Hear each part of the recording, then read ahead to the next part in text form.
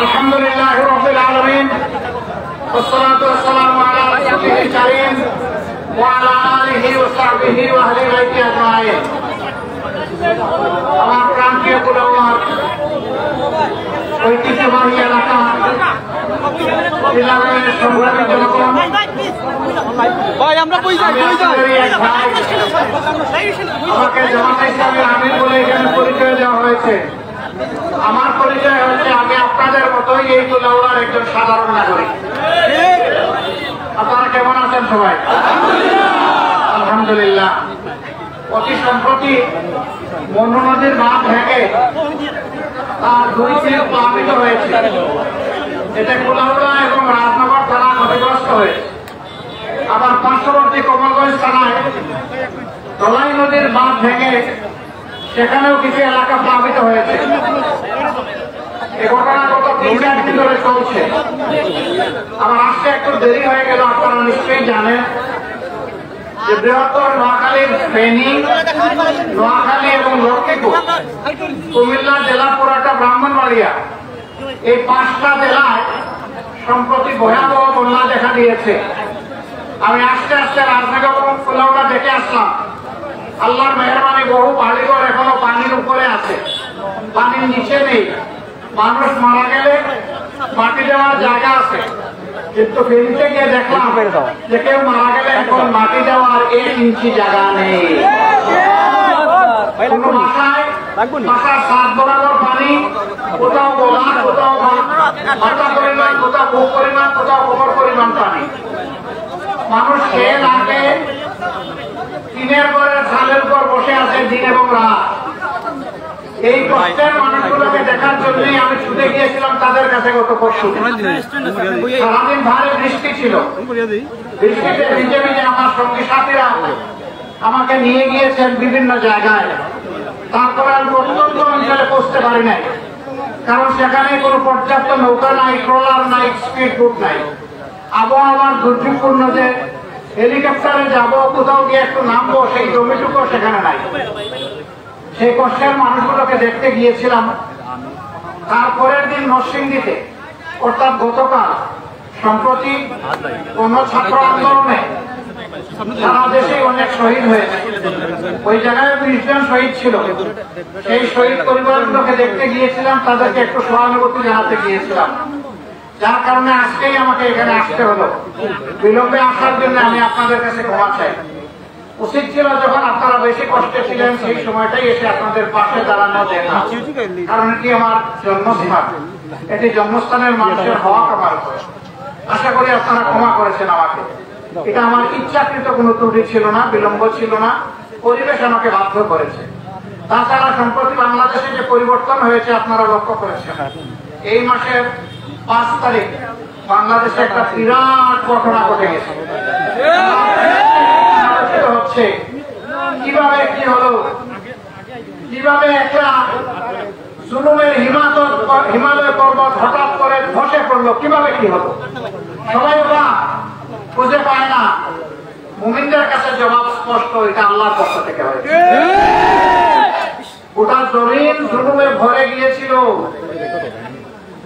মা বোনদের ইজ্জতের কোনো গ্যারান্টি ছিল না। ঢাকার সর্ববৃহৎ 2টি মহিলা কলেজের আমাদের কলিজার টুকরা মেয়েদেরকে রাত্রে ভাড়া খাটানো হলো তাদের ইচ্ছার বিরুদ্ধে। এদের চোখের পানি আল্লাহর আরশকে কাঁপিয়ে দিয়েছিল। এই লম্পটরা আমার মন্ত্রী এবং এমপি। আল্লাহ তাআলা তাদেরকে এখন উচিত শিক্ষা দিয়েছে। কোন বন জঙ্গল এদেরকে আশ্রয় দিচ্ছে না। এই বন্যার তোড়ে মাছের পোনা যেমন দিক বিদিক জ্ঞান হারা হয়ে দৌড়ায় কোন জায়গায় আশ্রয়ের জন্য, এরা এখন খালে বিলে আশ্রয় নেওয়ার জন্য চেষ্টা করছে। মানুষ জাল দিয়ে যেভাবে মাছ ধরে, এখন পোলো দিয়ে সেই সমস্ত দুষ্কৃতিকারীদেরকে ধরছে। যারা বড় বড় বলিয়াওয়ালাদের, নিশ্চয়ই তারা এখন আল্লাহর কুদরতের সেই লীলা খেলা দেখতে পাচ্ছেন। আল্লাহ জালিমদেরকে ছাড় দেন, কিন্তু ছেড়ে দেন না। এই কথাটা অতি সত্য, কোরআনের আয়াত। কিন্তু কোরআনের আয়াতের যারা ধার ধারে না, বিবেককে যারা দামন করে চলে, তাদের জন্য ওগুলা কোনো কাজে লাগে না। প্রিয় ভাই ও বন্ধুগণ, এই বছর বছর আমাদের এই বাঁধ ভাঙে কেন? চুরদের কারণে ভাঙে,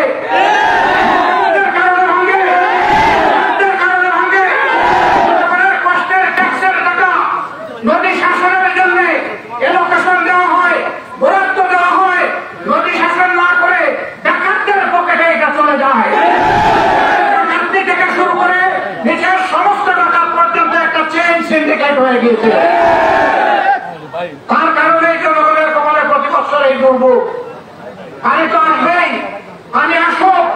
আমার নদী যদি গভীর থাকতো, যদি নদী খনন করা হতো, পাহাড়গুলো মজবুত করে বাঁধা হতো, সিসি ব্লক দিয়ে যদি এটাকে প্রোটেকশন দেওয়া হতো, তাহলে মানুষের কপালে এই দুর্ভোগ হতো না। এই বন্যা তো কাউকে নোটিশ দিয়ে আসে না, এটি আল্লাহর ইচ্ছা। তবে এটা ঠিক, এর পাশাপাশি আমাদের প্রতিবেশী রাষ্ট্রেরও দায় আছে। তারা আমাদের আন্তর্জাতিক নদীগুলোতে উজানে অনেক জায়গায় পাহাড় দিয়ে রেখেছে। যখন আমাদের পানির প্রয়োজন শুষ্ক মৌসুমে, তখন এক ফুটা পানি আমাদেরকে তারা দিতে চায় না। আর বর্ষা মৌসুমে পানি যখন জমে যায়, তখন সবগুলা দুয়ার আমাদের জন্য খুলে দেয়।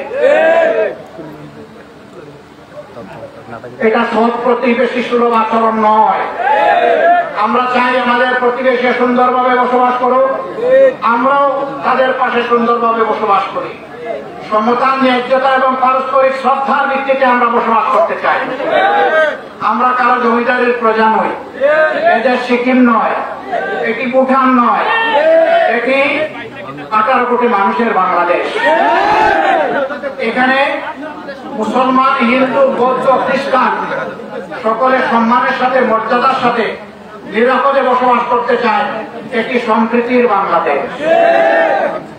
এই দুষ্করা জাতিকে বিভিন্নভাবে বিভক্ত করে, স্বাধীনতার পক্ষ, স্বাধীনতার বিপক্ষ, আবার বিভক্ত করে সংখ্যালঘু, সংখ্যাগুরু, এগুলা করে জাতিকে টুকরা টুকরা করে জাতির ঐক্যকে বিনষ্ট করে। আমরা পরিষ্কার ঘোষণা দিয়েছি, আমরা কোন সংখ্যালঘু, সংখ্যাগুরু মানি না। এই দেশে যারাই জন্মগ্রহণ করবে আল্লাহর ইচ্ছায়, আমরা সকলে সমান। ধর্মকে কোনটা গ্রহণ করবে এটা তার ব্যাপার। আরেকজনের উপর ধর্মীয় ব্যাপারে আমার জোর জবরদস্তি করার কোন অধিকার আমাদের নেই। আমরা ইজ্জতের সাথে তাদেরকেও বুকে ধারণ করে আমরা এই দেশে বসবাস করতে চাই। তারা এই মতলব এখন বুঝতে পেরেছেন। এতদিন তাদেরকে ব্যবহার করা হয়েছে, এই কথাগুলো বলে বলে তাদের জায়গা জমি দখল করা হয়েছে, তাদের ইজ্জতের উপর হামলা হয়েছে, তাদের সম্পদ লুণ্ঠন হয়েছে, তাদেরকে ঘর বাড়ি থেকে বিতাড়িত করা হয়েছে। আমরা বলেছি, বন্ধুরা তোমরা সাহস করো, সাদাকে সাদা বলো, কালোকে কালো বলো। দুষ্কৃতিকারী যারাই তোমাদের ইজ্জত, সম্পদ এবং জীবনের উপর হাত দিয়েছে, আজ পরিষ্কার ভাবে তাদের নাম বলে দাও। আমরা তোমাদের পাশে থাকবো। সেই দুষ্কৃতি যদি আমার দ্বারা হয়, তাকে আমার নাম বলে দাও, কোনো অসুবিধা নেই। আর যতদিন পর্যন্ত আপনারা সাহস করে সাদাকে সাদা বলবেন না, কালোকে কালো বলবেন না, একজনের দোষ আরেকজনের গায়ে চাপানো হবে, ততদিন পর্যন্ত দুষ্কৃতিকারীরা তাদের দুষ্কর্ম বন্ধ করবে না। যা প্রাপ্য তাই পাবে। পুলিশ, ছাত্রলীগ, বিভিন্ন লীগ মিলে সবচেয়ে বেশি জুলুম করেছে বাংলাদেশ জামাত ইসলামের উপর। 2 করে 11 জন শীর্ষ নেতাকে খুন করা হয়েছে, কর্মীকে খুন করা হয়েছে। আর কার প্রতিশোধ নেওয়ার অধিকার আছে? আর তো কেউ আমাদের মতো ক্ষতিগ্রস্ত হননি। ধৈর্য ধরুন, শান্ত থাকুন, দেশকে ভালোবাসুন, আল্লাহকে ভয় করুন। মানুষের ইজ্জত, সম্পদ, জীবন নিয়ে টানাটানি কেউ করবেন না।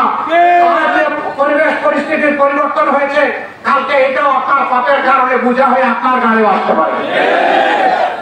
অতএব আমরা সাধু সাবধান, সকলকে সাবধান করে দিচ্ছি।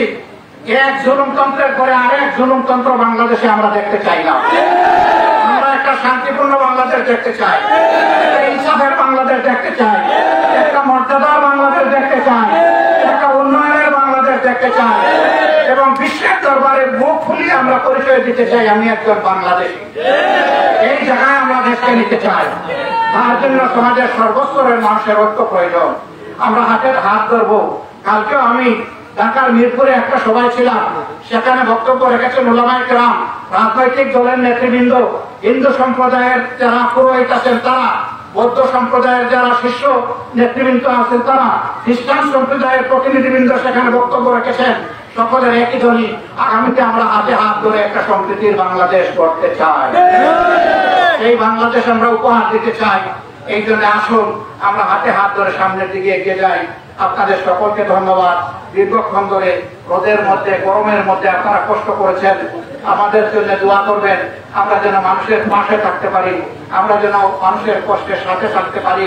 আমাদের এখনকার রাজনীতি নির্বাচন নয়, ক্ষমতায় যাওয়ার অস্থিরতা নয়, এখন আমাদের রাজনীতি সম্প্রতি আন্দোলনের শহীদ পরিবারের কাছে গিয়ে তাদের দোয়া নেওয়া, তাদেরকে সান্ত্বনা দেওয়া, আহতদের চিকিৎসা করা, বন্যা কবলিত মানুষের দুয়ারে দুয়ারে চলে যাওয়া, দেশে আইন শৃঙ্খলা পরিস্থিতিকে স্বাভাবিক করার জন্য অবদান রাখা। যার কারণে আমরা থানায় থানায় যেখানে প্রয়োজন আমরা পাহারা বসিয়েছি। আমরা বলেছি জুলুম আমাদের উপর করেছেন, পিছনে রেখে দিলাম, এখন বাংলাদেশকে নিয়ে সামনে আগাতে চাই। আপনারা পুলিশ বাহিনী, জনগণের বাহিনী, জনগণের স্বার্থ দেখবেন। আমরাও ক্ষমতায় গেলে আমাদের স্বার্থ আপনারা দেখবেন না, আপনারা দেখবেন জনগণের স্বার্থ। কারণ জনগণের ট্যাক্সের পয়সায় আপনার বেতন হয়, আপনার হাতের অস্ত্র কিনা হয়েছে। আপনি যে ভুলে কি আমার সন্তানদেরকে হত্যা করেছেন, সেই ভুলে এই জনগণের টাকায় কিনা হয়, করবেন না। আপনারা আমাদের ভাই, আপনারা দেশের মানুষ, আপনারা মানুষকে মানুষ হিসাবে গণ্য করবেন, মানুষকে দাস হিসাবে গণ্য করবেন। আশা করি তাদের শিক্ষা হয়েছে, তাদের শিক্ষা হবে, আমরা সেই আশাই করতে চাই। আপনাদের সকলকে আবারও ধন্যবাদ জানিয়ে বাংলাদেশ জামাতে ইসলামী আপনাদের সাথে আছে, পাশে আছে। আগামী দিনে দেশ গঠনে আমরা একসাথে থাকবো। আল্লাহ আমাদেরকে তৌফিক দান করুন। আসসালামু আলাইকুম ওয়া রাহমাতুল্লাহি ওয়া বারাকাতুহু।